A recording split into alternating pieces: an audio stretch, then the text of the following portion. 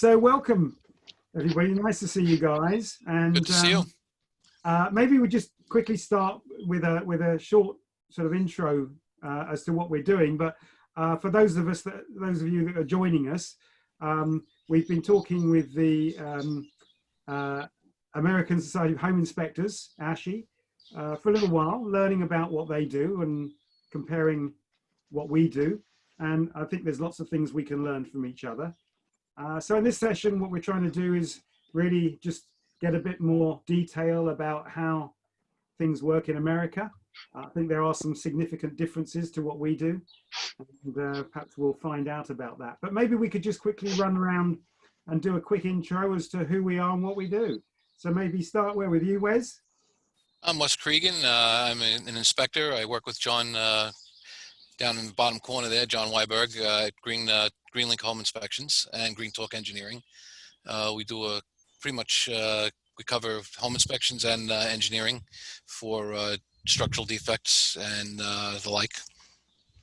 And I've been with John now 5 years, I guess it is now, right? Yeah. Yep. Okay. Thank you. I'm John Weiberg. I am, as Wes said, I have a engineering company. I'm a professional engineer here in Long Island for 27 years, and we've been doing home inspections as well. I am currently the president of the Long Island ASHI chapter, and Wes Cregan is our treasurer. And we're happy to be here with you guys. We've been discussing this with Andrew for quite a while, so this is great to make it happen. Thank you. Les. All right. I'm Les Jansen. Been in the business a long time because I got handed down the business from my father, worked with him. I guess I'm going on 22 years. Been through the mill with him and learned everything by the School of Hard Knocks. I perform home inspections. I actually counted mine. I think I did 8,500 as of now. And I also do damage reports, which is a bank costly cure because of all the financial problems that we're having over here. And that's basically about it. Keep them busy. Right, Alan. Hi, yeah, I'm Alan McEwen. I'm a residential surveyor here in the UK. I'm in Cheshire in the north of England. Similar to Les, my dad handed down his company to me. That was actually working in damp. So that's where I started doing damp repairs, surveying. And then more recently, I've moved into residential surveys. And of course, I've recently joined the RPSA as well. So I'm the newest council member. Andrew.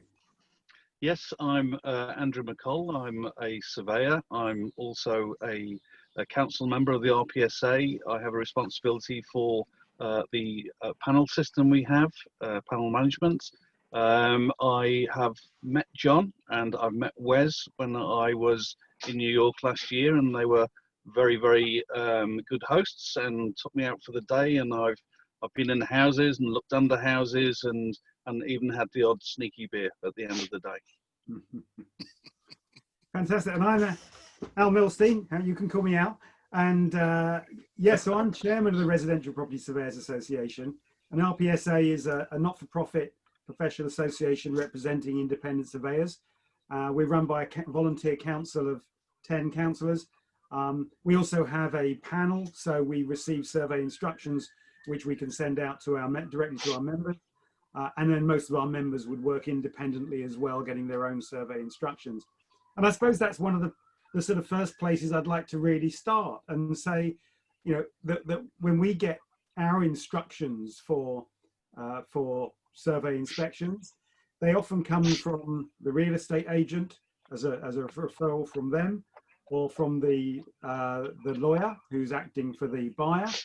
The surveys are always commissioned by the buyer.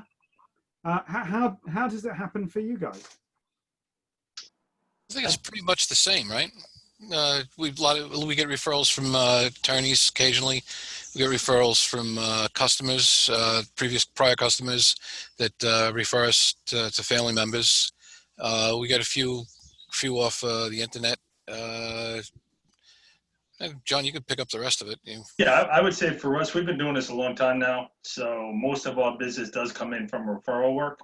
And the ones that do come in from real estate agents are kind of select and view depending on their particular client.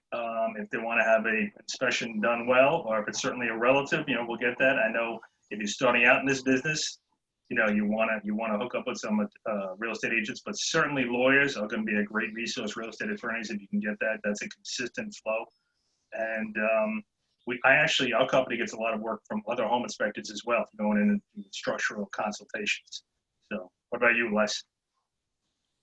The same thing here. I mean, since I've been doing this amount of time, it's a lot of referrals built with attorneys and mortgage companies and families that I constantly email and keep in contact with.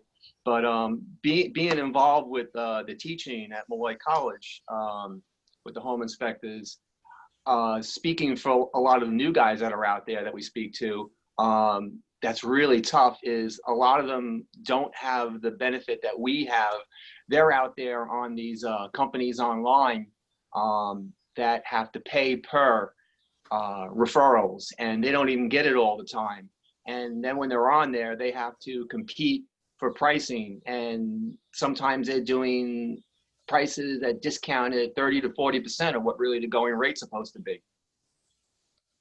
Yeah, that sounds remarkably similar to what it's a topic of discussion that a lot of times amongst surveyors. We have similar websites and they just become a race to the bottom. If you get caught in that, you really undervalue yourself sometimes. They can work, don't get me wrong, there's a place for it, but certainly it's interesting that you're experiencing the same. Yeah. Well, I got a call just maybe a year and a half ago from another inspector in a different state. And he started asking me questions about, I have a client, lives by you, wants to get a home inspection. And I gave him my price after the whole discussion. And he looked and he said to me, he goes, there must be something wrong. I said, what do you mean? He says, because the price you gave me, I can get double down here. And I was already a little bit higher than what we would. So, that's just by virtue of the competition here. There's certain baselines. I'm sure you guys have it by you that, if we start pushing above it, even as an engineer, I got to be a little cautious in that number. But here I have somebody else several states away getting virtually double. Whereas if you go down to Florida, you might get only $250 to $300 inspection. So that varies across the United States, for us. Well, also the high concentration of inspectors we have just on Long Island alone. Yes. That's driving the prices up and down, up and down, up and down. There's a lot of guys that'll do it for much less than it's really worth. But what size area is that when you're looking at Rhode Island? Long Island? Miles. Sorry, Long Island. Sorry. Long. I don't know. What do we? We're about 100 miles long, 20 miles wide. And 20 at the widest. Yeah. How many inspectors? We're well over 1,500. Yep. Wow. I mean that's pretty much the population of surveyors in the whole of the UK. Well, a lot of guys are dabblers. They're in, they're out, they're in, they're out. But there are some guys that just way undervalue themselves, and they're not doing anybody any favors, including themselves. They may do volume, but they do. A typical fee for an average size family home? I would say for our company, if we're looking at say 2,000 square foot house, we're probably around $700. Okay. Yeah. But there are people that are at $450 consistently. Yeah. And, 300. And there are some that are a little bit higher. They may have the volume, but they also have the volume of liability also, because if they're doing them that fast and that cheap and that many, the liability issues got to come up. And are there some sort of larger corporate providers, or does it all tend to be independent practitioners? There are some franchise companies out here which have multiple inspectors. There are several, maybe a handful of companies which have more than say 2 inspectors. I know Les, you have a couple of guys probably do some for you. I have Les and maybe somebody else, but virtually I'd say the vast majority are going to be single operator businesses, right? Unless you agree with that. Yeah. I mean the thing with the big companies, I've had some of the students, they actually put their resumes out there, and just to start, a lot of the big companies years ago, I'm going to say 15, maybe 10 years ago, they wouldn't even look at somebody in the field, whether you're out of school trained or you've been doing construction for 10 years. You had to have an engineering degree, because that was their quote you know, our company, everybody's an engineer and blah, blah, blah. And there were a ton of engineers out there because we had places like Grumman's, which you probably heard of, and other engineering companies that on Long Island just went out of business. So there was an overabundance of engineers laying out there wanting to do anything. And you didn't need a license to do it at the time. So, you know, this is where we're at. What's the license set up now that you have? I mean, do you need to have a certain qualification license before you can step foot into someone's house? Yes, in New York State, the requirement now is you need to have 100 hours of training in the classroom, then 40 hours out in the field under a licensed inspector or engineer. And then you have to pass, now it's called the National Home Inspector exam. As of about 6 months ago, that wasn't realistic. We had a New York State exam, which was passing rate was well over 99%. The National Home Inspector exam is opposite of that. I think the first time failure rate is probably upwards of 80%. So it's definitely raised the bar. But there are some states in this country where you don't need to have a license to do a home inspection. Yeah. Oh, one other thing, what I forgot about, the benefit, actually the benefit here to actually, and I'm not putting down the big companies, is to finish my story. I just remembered my train of thought. A lot of the engineers that were in these companies, they've all retired. They're done. They're at their age. So now they're hiring people that are not engineers, and they're having to charge a lot of money, and they have to get a percentage from their office. So a lot of these guys, once they find out at the very end what they're going to get paid, they don't want to get bothered. So the quality of some of the inspectors going to these larger firms, the quality is cut down a little bit. That's So a you're demand not getting issue. what you're paying for. Yeah. Right, because typically, if you're working for a larger company, typically you would make maybe 25% of the fee. You know, if you were operating for them, that's kind of the industry average here.